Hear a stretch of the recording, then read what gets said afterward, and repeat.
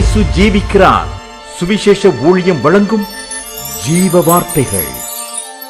கிறிஸ்துவுக்குள் பிரியமானவர்களே, ஆண்டவராகிய இயேசு கிறிஸ்து நாமத்தில் உங்களை யாவரையும் அன்போடு வாழ்த்தி வரவேற்கிறோம். இயேசு ஜீவிக்கிறார் ஒளித்தின் சார்பாக ஜீவ வார்த்தைகள் நிகழ்ச்சிக்கு வந்து உங்களை கர்த்தர் ஆசீர்வதிப்பாராக. ஒவ்வொரு வாரத்திலும் இதே நேரத்தில் இந்த வார்த்தைகளை கேளுங்கள், அனைவரை கேட்க செய்யுங்கள். ஒளித்திலே பயன்படுத்த விரும்பினாலும் எங்களுடைய வெளியீடுகள் தேவையானாலும் எங்களோட தொடர்புகள் நாம் ஒருமித்து அவர் நாமத்தை உயர்த்துமாக. இந்த நாளிலும் தேவன் நமக்கு தருகிற வார்த்தையை நான் வாசிக்கிறேன். ஜெபத்துடன் கேளுங்கள். 2 ராஜாக்கள் 12ஆம் அதிகாரம் 5ஆம் வசனம்.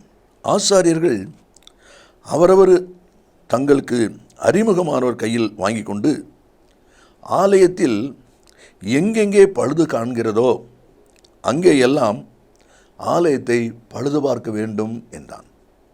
ஆலயத்தில் எங்கெங்கே பழுது காண்கிறதோ அங்கே எல்லாம் ஆலயத்தை பழுது பார்க்க வேண்டும் என்றான்.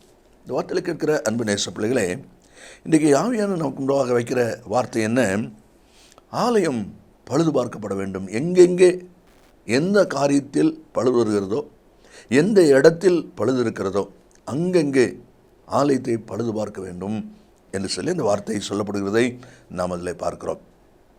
அப்போஸ்தலனாகிய பவுல் கொரிந்தியருக்கு நிருபம் எழுதும்போது 1வது நிருபம் 3ஆம் அதிகாரம் 16வது வசனத்திலே சொல்லப்பட்டிருக்கிறது, நீங்கள் தேவனுடைய ஆலயமாக இருக்கிறீர்கள். நீங்கள் அப்படியானால் இந்த சரீரம் தேவனுடைய ஆலயம், தேவன் தங்கும் இடம். அப்படியானால் இந்த சரீரம் அவ்வப்போது பழுது பார்க்கப்பட வேண்டும் என்பதை தான் தேவனுடைய வார்த்தையிலிருந்து நாம் வாசிக்கிறோம். ஆலயமானது எந்தெந்த இடங்களிலெல்லாம் பழுது ஏற்படுகிறதோ அந்தந்த இடங்களை பழுது பார்க்க வேண்டும் என்று சொல்லிதான் தேவனுடைய வார்த்தை வருகிறதை நாம் அதில் பார்க்கிறோம். சங்கீதம் 132:14 நாம் வாசிக்கும் போது, இது என்னென்னைக்கும் நான் தங்குமிடம், இதை நான் விரும்பினபடியால் இங்கே வாசம் பண்ணுவேன் என்று சொல்கிறான். அப்படியானால் இந்த சரீரமாக ஆலயத்திலே தேவன் தங்குகிற வாசஸ்தலமாக அது இருக்கிறபடினால் எப்பொழுது எந்தெந்த பகுதியிலே எந்தெந்த காரியத்திலே பழுது வருகிறதோ, குழப்பங்கள் வருகிறதோ அந்தந்த சமயம் அந்தந்த காரியத்தை சீர்படுத்த வேண்டும் என்று சொல்லி தேவனுடைய வார்த்தை சொல்வதை நாம் அதில் பார்க்கிறோம். இதுக்கு தொடர்ந்து ஆண்டவர் இயேசு சொன்ன வார்த்தை குறித்து, ஆலயத்தை குறித்து சொன்ன வார்த்தை கூட நம்ம வாசிப்போம். மார்க் சுவிசேஷம் 11வது அதிகாரம் 15வது வசனத்தை நாம் வாசிக்கும்போது அதில் சொல்லப்பட்டிருக்கிறது, இயேசு தேவாலயத்தில் பிரவேசித்து ஆலயத்தில் விற்கிறவர்களையும் கொள்ளுகிறவர்களையும் துரத்திவிட்டு காசுக்காருடைய பலகைகளையும் புறா விற்கருடைய ஆசனங்களையும் கவிழ்த்து, ஒருவனும் தேவாலயத்தின் வழியாக யாதொரு பண்டத்தையும் கொண்டு போக விடாமல் என்னுடைய வீடு எல்லா ஜனங்களுக்கும் ஜெப வீடு எண்ணப்படும் என்று எழுதியிருக்கிறது இல்லையா? நீங்களோ அதை கள்ளர் குகை ஆக்கினீர்கள் என்று அவர்களுக்கு சொல்லி உபதேசித்தார். கவனிங்க, ஆலயம் பழுது பார்க்கப்பட வேண்டும் என்று சொல்லப்படுகிற அனுபவத்தில் நாம் பார்க்கிறோம். ஆண்டவர் இயேசு ஆலயத்துக்கு போகிறார். எருசலேமில் இருக்கிற ஆலயத்துக்கு போகும்போது அங்கே நடந்த ஒரு சுத்திகரிப்பை நாம் இங்கே பார்க்கிறோம். ஆண்டவர் என்ன செய்கிறார்? விற்கிறவர்கள், கொள்ளுகிறவர்கள், காசுக்கார பலகை, புறா விற்கிறவர்கள், இவங்க எல்லாத்தையும் துரத்தி விட்டாராம். என் வீடு ஜெப வீடு, எல்லா ஜனத்துக்கும் ஜெப வீடுன்னு சொல்லப்படும் என்று சொல்லி அந்த வார்த்தை இருக்கிறதை நம்ம அதில் பார்க்கிறோம். இதில் 4 அனுபவங்கள் சொல்லப்பட்டிருக்கிறதை நம்ம அதில் பார்க்கிறோம். அதை தான் நம்ம சிந்திக்க போகிறோம். அப்படியானால் இந்த சரீரமாகிய ஆலயம் தேவன் தங்குகிற வாசஸ்தலமாக இருக்கிறதுனால இதுலேயும் அந்த பழுது வரக்கூடாது. ஆலயத்திலே 4 விதமான அனுபவங்கள்: விற்கிறவர்கள், கொள்ளுகிறவர்கள், காசுக்கார பலகை, புறா விற்கிறவர்கள். இவங்கள துரத்தி விட்டார். அப்படின்னா அவங்க இருக்கிற வரைக்கும் ஆலயம் சுத்தமாக இல்லை, ஆலயம் ஒழுங்கு இல்லை, ஆலயத்தில் பழுது உண்டாகுது என்று அர்த்தம். இதே போல் ஆவிக்கிற வாழ்க்கையிலே இந்த சரீரமாகிய ஆலயத்தில் இந்த 4 அனுபவங்கள் இருக்கக்கூடாது. தேவ நிலையிலே தங்குகிறார், நிலையிலே வாசம் பண்ணுகிறார் என்று சொல்கிற ஒவ்வொரு தேவனுடைய பிள்ளைகளுக்குள்ளும் இந்த 4 அனுபவங்களிலும் ஒரு மாற்றம் தேவை என்பதை தான் ஆண்டவர் சொல்கிறதை நம்ம அதில் பார்க்கிறோம்.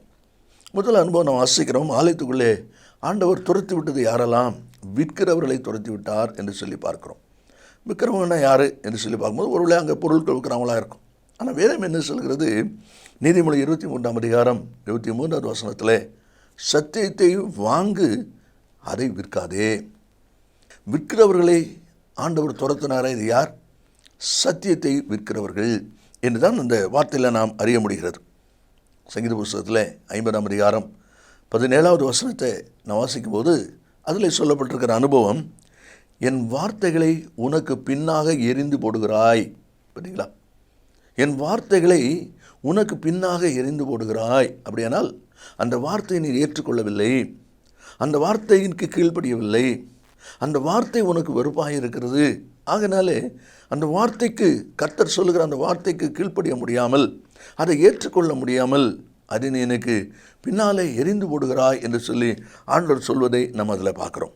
அது மட்டும் இல்லை, ரோமர் நிருபத்தில் 14ஆம் அதிகாரம் 22வது வசனத்தை நம்ம வாசிக்கும் போது பவுல் அப்போஸ்தலன் அந்த ரோமையில் சபையாருக்கு சொல்லுகிறார், நல்லது என்ற நிச்சயித்த காரியத்தில் தன்னை குற்றவாளி ஆக்காதவன் பாக்கியவான்.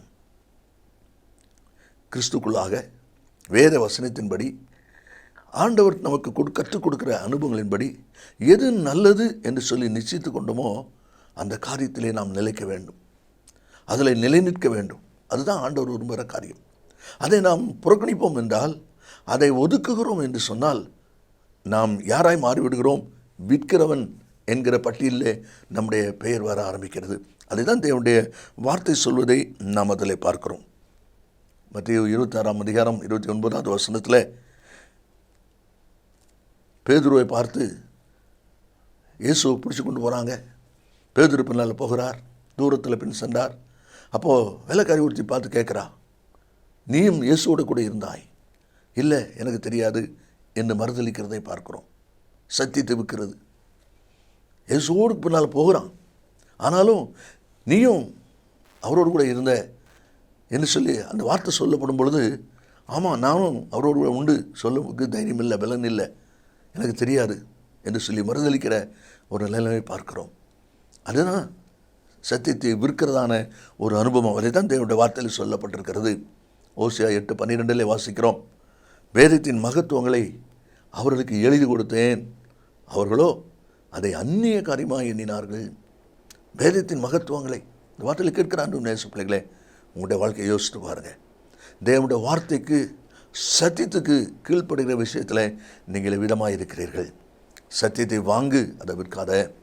தேவனுடைய வார்த்தை, தேவன் நமக்கு கொடுக்குற ஆலோசனை, ஆண்டவர் நம்முடைய கிருபையின் நன்மை கொடுக்குற ஆலோசனை, இவைகளை நாம் ஏற்றுக்கொள்கிறவர்களாக இருக்க வேண்டும் ஒழிய அதை விளக்குகிறவர்களாக, விற்று விடுகிறவர்களாக, அதை செயல்படுத்தாதவர்களாக நாம் இருக்கக்கூடாது. அப்படி இருந்தால் விற்கிறவர்கள், சத்தியத்தை விற்கிறவர்கள் என்கிற அந்த ஒரு பட்டியலில் நம்முடைய பெயர் வந்துடும் என்பதை தான் தேவனுடைய வார்த்தை சொல்வதை நாம் அதில் பார்க்கிறோம். இனி ரெண்டாவது, கொள்ளுகிறவன் என்றால் வாங்குகிறவன் என்று சொல்லி அர்த்தம். அதாவது தனக்குத்தானே செயல்படுத்தி கொள்ளுகிறவன், தனக்குத்தானே ஏற்படுத்தி கொள்ளுகிறவன். அதுதான் இந்த வசனத்தில் வாசிக்கிறோம். ஆமானிடத்தில் ராஜா கேட்குறார், ராஜா கனமண்ண விரும்புகிற மனுஷனுக்கு என்ன செய்யப்பட வேண்டும்? அவன் உடனே யோசிக்கிறான், என்னை தவிர ராஜா யாரை கனம் பண்ண போகிறாரு? அதனால் ராஜா ஏறுற குழுத வேணும், ராஜா வஸ்திரம் வேணும், ராஜாவுடைய கிரீடம் வேணும். எவ்வளோ நாள் இதை நினச்சிட்டு இருந்தானோ தெரியாது. தனக்கு தான் கிடைக்கும் அவன் நினச்சிட்டான். ஆனால் கிடைச்சதா? இல்லை. பெரிய ஒரு ஏமாற்றம். பார்த்தீங்களா? அப்போ ஏன் இந்த ஒரு வேதனையின் அனுபவம்? அவன் வெறுக்கிற முருதைக்காய்க்கு அதை அணிவித்து ராஜா கனமன்ற மனுஷனுக்கு விதமாக செய்யப்படும் சொல்லக்கூடிய ஒரு வெக்கக்கேடான ஒரு காரியம் இந்த ஆமானுடைய வாழ்க்கையில் நடக்குது. அதுக்கு காரணம் என்ன? அவன்தான் அதை வாங்கிக்கிட்டான், அவன்தான் தனக்கு அதை தேடிக்கிட்டான். அதை தான் சொல்லப்பட்டிருக்கிறது. அப்போ இப்படிப்பட்டு தனக்கு தானே கேடு உண்டாக்கி கொள்கிற மக்கள், அதே தான் வேத புஸ்தகத்தில் ஓசியா 13ஆம் அதிகாரம் 9ஆம் வசனத்தில், இஸ்ரவேலே நீ உனக்கு கேடு உண்டாக்கி கொண்டாய். பார்த்தீங்களா?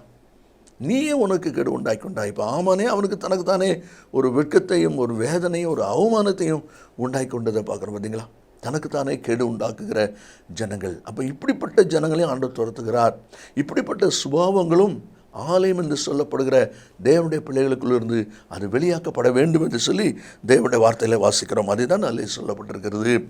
ஏசாயா தீர்க்கதரிசி அதை சொல்லும் பொழுது 59வது அதிகாரம் 8வது வசனத்தை நீங்கள் வாசிப்பீர்களானால், தங்கள் பாதைகளை தாங்களே கோணலாக்கி கொண்டார்கள். இன்னொருவர் அல்ல, யாரோ ஒருவர் அல்ல, தனக்கு தானே தன்னுடைய பாதையை கோணலாக்கி கொள்கிற ஒரு அனுபவம். அதுதான் இந்த வசனத்திலே சொல்லப்பட்டிருக்கிறதே நாம் அதில் பார்க்கிறோம். நாகமனுடைய சரித்திரத்தை நீங்கள் வாசிப்பீங்கன்னா 2 ராஜாக்கள் 5ஆம் அதிகாரம் 20வது வசனத்தில் அவன் கொடுத்த வெகுமதியை எலிசா வாங்கலை, விட்டுட்டான், வேண்டான்னு சொல்லி விட்டுட்டான். ஆனால் வேலைக்காரன் கேயாசிக்கு அதை வாங்காமல் இருக்க முடியல. அவன் என்ன சொல்லுகிறான்?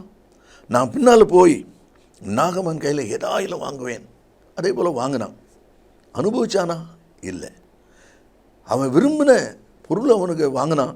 விரும்பாத அந்த வியாதியையும் அவன் வாங்கக்கூடிய ஒரு நிலைமைக்கு வந்துட்டான். பார்த்தீங்களா? ஏன் இப்படிப்பட்ட சம்பவம் நடந்தது? அதான் வாங்குறவன் தனக்குத்தானே கேடு உண்டாக்கி கொள்கிற சுபாவம். இந்த வார்த்தையில் கேட்கிற அன்பு நேச பிள்ளைகளே, நீங்கள் கூட உங்களுடைய வாழ்க்கையை யோசித்து பாருங்கள். வேதனையான காயமான அனுபவங்களை உங்களோட வாழ்க்கையில் அனுபவிக்கிறீங்க சொன்னால், யாரோ ஒருவர் என்று சொல்கிறதை விட்டுட்டு நீங்கள் எதில் தவறு பண்ணியிருக்கீங்க, நீங்கள் இதில் குறை செய்தீங்க என்பதை யோசித்து பாருங்கள். யோபு தன்னுடைய வாழ்க்கையில் அவர் சொல்லும் பொழுது 6ஆம் அதிகாரம் 24-5 இந்த வசனங்களை நீங்கள் வாசிங்க. நான் எதிலே தவறினேனோ அதை எனக்கு தெரியப்படுத்துங்கன்னு கேட்குறான். இதுதான் தேவன் விரும்புகிற காரியம். அது இல்லாத பட்சத்தில் தனக்கு தானே கேடு உண்டாக்கி கொள்கிற, கேடை சம்பாதித்து கொள்ளுகிற, கேடை வாங்கி கொள்கிற ஒரு அனுபவம் இருக்குமானால் இன்றைக்கு அது சுத்தமாக்கப்பட வேண்டும். அதை தான் ஆண்டவர் சொல்கிறார். விற்கிறவர்களையும் வாங்குகிறவங்களையும் ஆண்டவர் துரைத்தினார் என்று சொல்லி அந்த தேவனுடைய வார்த்தையில் சொல்லப்பட்டிருக்கிறதை நாம் அதில் பார்க்கிறோம். பவுல் தீமோத்தேயுக்கு 2வது நிருபத்தை எழுதும்போது 4வது அதிகாரம் 4ஆம் வசனத்தில் அவர் எழுதுகிறார், சத்தியத்திற்கு செவியை விலக்கி கட்டுக்கரைகளுக்கு சாய்ந்து போகும் காலம் வரும். பார்த்தீங்களா? சத்தியத்திற்கு செவியை விலக்கி கட்டுக்கரைகளுக்கு சாய்ந்து போகும் காலம் வரும். இன்றைக்கி நாம் என்ன நாட்களில் இருக்கிறோம், நம்முடைய காரியங்கள் எவ்விதமாக ஓடிக்கொண்டிருக்கிறது என்பதை சற்று நிதானித்து பாருங்கள். இப்படிப்பட்டவர்களை விரட்டுகிறார். 3வது காசுக்காரர் பலகை, அதை துரத்தி விட்டான்னு பார்க்குறோம். அந்த நாட்களில் 2 விதமான நாணயங்கள் பழக்கத்தில் இருந்திருக்கு. ஒன்று ராஜாவுடைய தலை போட்டப்பட்டதான ஒன்று, இன்னொன்று யூதர்கள் பயன்படுத்துகிற ஒன்று. அதனால தான் வரிக்காசை இயேசுகிட்ட கொண்டு காமிக்கும்போது அந்த வரிக்காசு கேட்டவுடனே ஆண்டவர் கேட்குறார், அதில் இருக்கிற மேலெழுத்து அது சுரூபம் யாருக்குரியது? அப்போ ஆண்டவர் சொல்கிறாரு, ராயனுக்குரியதை ராயனுக்கு கொடுங்க, தேவனுக்குரியதை தேவனுக்கு கொடுங்க. அப்படின்னா மணி லெண்டர்ஸ் சொல்கிறோம் பார்த்தீங்களா, அந்த காசு மாற்றுறவங்க. இவங்க எதுக்கு அங்கே உட்காந்துருக்கிறாங்க? ஆதாயத்துக்கு உட்காந்துருக்கிறாங்க. பார்த்தீங்களா? ஆதாய கிறிஸ்தவர்கள். தனக்கு ஆதாயம் கிடைக்கணும், அவ்வளோதான். யார் என்ன லெவலில் போனாலும் பிரச்சனை கிடையாது, எது நடந்தாலும் நடக்கலனாலும் பிரச்சனை கிடையாது. தனக்கு ஆதாயம் இருக்குதா, ஓகே. இப்படி சொல்லக்கூடிய ஒரு கூட்டம், இப்படி சொல்லுகிற ஒரு சுபாவம். அதுதான் வாசிக்கிறோம். காசுக்காரர் பலகையை ஆண்டவர் கவிழ்த்து போட்டார் என்று சொன்னால், தேவனுடைய பிள்ளைகள் தேவனுடைய ஆசீர்வாதத்தை பெற்றுக்கொள்ளும்படி அழைக்கப்பட்டிருக்கிறவர்கள் தனக்கு ஆதாயம் வரணும்னு சொல்லி ஆதாயத்தை எதிர்பார்த்திருக்கிற ஒரு கிறிஸ்தவர்களாக நாம் இருப்போமானால் அது நிச்சயமாக நமக்கு வேதனை கொடுக்கிறதா இருக்கும். ஆண்டவர் சீஷர்களை அழைத்து அனுப்பும்போது மத்தேயு 19ஆம் அதிகாரம் 27வது வசனத்தில் பேதுரு சொல்கிறாரு, ஆண்டவரே, நாங்கள் எல்லாவற்றையும் விட்டு உம்மை பின்பற்றினோமே, எங்களுக்கு என்ன கிடைக்கும்? பார்த்தீங்களா? எவ்வளவு பிரதான இலவசமான ரட்சிப்பு கொடுக்குறது, இவ்வளோ பிரதான கிருபையின் ஆசீர்வாதம்லாம் கூட இருக்குது. அது கூட நான் கேட்குறான், எங்களுக்கு என்ன கிடைக்கும்? பார்த்தீங்களா? அப்போ அந்த ஆதாயத்தை எதிர்பார்க்கிற ஒரு அனுபவம் தான் இருப்பதை நாம் பார்க்கிறோம். ஆதியாகமம் 30:15 வசனத்தில் ரூபன் கொண்டு வருகிற தூதாயும் கனி வேணும்னு சொல்லி லேயாள்கிட்ட கேட்குறான், உன் மகன் கொண்டு வந்து அந்த பழத்தை கொடு, நீ என் புருஷனை எடுத்துக்கிட்டிய அப்படின்னு சொல்லி லேயாள் சொன்ன உடனே ராகேல் சொல்கிறா, இன்று இரவு அவர் உன்னோடு தங்கட்டும், அந்த பழத்தை கொடு. பழத்துக்காக புருஷனை கொடுக்குற பாருங்க, ஆதாயத்துக்காக வாழ்கிற ஒரு வாழ்க்கை. கடைசியாக நம்ம வாசிக்கிறோம், புறா விற்கிறவர்களையும் ஆண்டவர் விரட்டி போட்டார் என்று சொல்லி. புறா விற்கிறவர்கள் சொன்னால் ஆவியானவரை துக்கப்படுத்துகிற நபர்கள். எபேசியர் 4ஆம் அதிகாரம் 30ஆம் வசனத்தில், நீங்கள் மீட்கப்படும் நாளுக்கென்று முத்திரையாக பெற்ற தேவனுடைய பரிசுத்த ஆவியை துக்கப்படுத்தாதிருங்கள். ஆவியானவரை துக்கப்படுத்துகிற ஒரு வாழ்க்கை தான் புறா விற்கிற அனுபவம். இந்த வார்த்தை கேட்கிற அன்பு நேச பிள்ளைகளே, உங்களுடைய வாழ்க்கையிலும் கூட ஆவியானவரை துக்கப்படுத்தக்கூடியதான எந்த ஒரு சம்பவம் நடைபெறாதபடிக்கு ஜாக்கிரதையாக காத்துக்கொள்ளுங்க. 1 சாமுவேல் 8ஆம் அதிகாரம் 7ஆம் வசனத்தில் ஜனங்கள் எல்லாரும் தங்களுக்கு ராஜா வேணும்னு சொல்லி கேட்குறாங்க. சாமுவேல் கஷ்டமாக இருக்குது. அப்போ ஆண்டவர் சொல்கிறாரு, அவர்கள் உன்னை தள்ளவில்லை, நான் அவர்களை ஆளாதபடி என்னைத்தான் தள்ளினார்கள். பார்த்தீங்களா? இதுதான் ஆவியானவரை கர்த்தரை துக்கப்படுத்துகிற ஒரு அனுபவம். அதே தான் தேவனுடைய வார்த்தையில் வாசிக்கிறோம். மல்கியா 2:17, உங்கள் வார்த்தைகளினாலே என்னை வருத்தப்படுத்துகிறீர்கள், உங்களுடைய வார்த்தையினாலே என்னை வருத்தப்படுத்துகிறீர்கள். நம்முடைய காரியங்களை குறித்தும் ஆண்டவர் அதிகமாக சொல்லிவிடக்கூடாது. அதனால் நம்ம ஜாக்கிரதையாக இருக்கும்படி அழைக்கப்படுகிறோம். ஓசியா 8:14, இஸ்ரவேல் தன்னை உண்டாக்கினவரை மறந்து கோயில் வேலை கட்டுகிறான். ஐயா, நீ கோயில் கட்டுறிய எதுக்கு, யாருக்கு? வசனம் சொல்லுது, தன்னை உண்டாக்கினவரை மறந்து. இதுதான் ஆவியானவரை துக்கப்படுத்துகிற அனுபவம். அப்படியானால் ஆண்டவர் சொல்கிறார், ஆலயத்தில் எங்கெங்கே பழுது ஏற்படுகிறதோ அதை பழுது பார்க்க வேண்டும். அப்போ ஆண்டவர் எருசலேமில் ஆலயத்துக்கு வந்து விற்கிறவர்கள், கொள்ளுகிறவர்கள், காசுக்கார பலகை, புறா விற்கிறவெல்லாம் விரட்டி விட்டுட்டு ஆலயத்தை சுத்தமாக்கினார். இந்த 4 அனுபவங்கள் நமக்குள் இருந்து விரட்டப்பட வேண்டும் என்பது தான் தேவன் விரும்புகிற காரியம். சத்தியத்தை வாங்கு, அதை விற்காத. உனக்கு நீயே கேடை வாங்கி கொள்ளாத. அதே போல் ஆதாயத்துக்காக வாழ்கிற ஒரு வாழ்க்கையை நீ வாழாத. ஆவியானவரை துக்கப்படுத்தாத. நாம் எவ்விதமாக இருக்கிறோம், உங்களை நீங்கள் ஆராய்ந்து பாருங்கள். நாம் ஜெபிப்போமா? இயேசு சீக்கிரம் வரப்போகிறார். நல்ல பிதாவையுமே நன்றியோடு துதிக்கிறோம். இந்த வார்த்தை கேட்டிருக்கிற ஒவ்வொரு பிள்ளைகளும், நான் தேவன் தங்குகிற ஆலயமாக இருக்கிறேனா என்பதை, பழுது வரும் பொழுது அதை சுத்தமாக்குகிறேனா என்பதை சிந்தித்து தங்களை சீர்படுத்திக் கொள்ள உதவி செய்யும். இயேசுவின் நாமத்தில் பிதாவே, ஆமேன், ஆமேன். கர்த்தர் உங்களை ஆசீர்வதிப்பாராக. ஆமேன். மேலும் விவரங்களுக்கும் உங்கள் ஜெப தேவைகளுக்கும் நீங்கள் எங்களோடு தொடர்பு கொள்ள வேண்டிய முகவரி, ஜீசஸ் லிவ்ஸ் காஸ்பல் மினிஸ்ட்ரீஸ், சகோதரர் John M Jeyaraj, 123A Donavur road, Mavadi, Nellai மாவட்டம், தென்னிந்தியா 627107. செல்போன் 9443113292.